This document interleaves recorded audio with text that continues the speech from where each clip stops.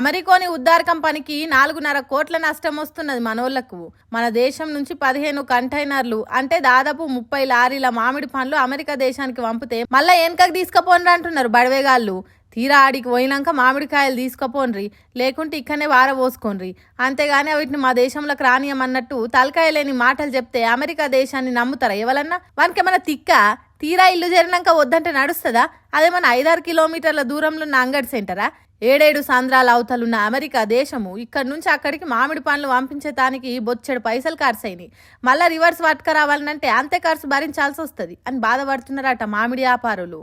అసలు ఏం జరిగిందంటే మామిడి పండ్లు నిల్వ కాలాన్ని పెంచేతానికి, పురుగులు పట్టకుండా ఉండేతానికి ఇర్రేడియేషన్ అనేది చేస్తారట. ఇక్కడ దాన్ని దగ్గరుండి చూసేది కూడా అమెరికా దేశ పోలేనట. వాళ్ళు చూసి అంత మంచిగా ఉన్నది అన్నాకనే మన వాళ్ళు విమానంలో మామిడి పండ్లు పంపినరట. కానీ తీరా ఆడికి పోయినాక వాడు మంచి మామిడి పండ్లకు వంకలు పెడుతున్నాడట.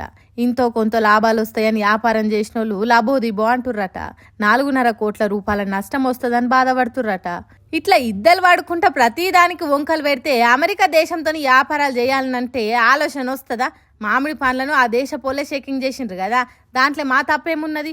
కావాలనే మనతోని వ్యాపారం వద్దని ఇట్లా చేస్తున్నది అమెరికా, అంతేగాని ఏ తప్పు లేదని అంటారు వ్యాపారులు. మరి దీని మీద మోడీ సాబ్ ఏమంటాడో చూడాలి.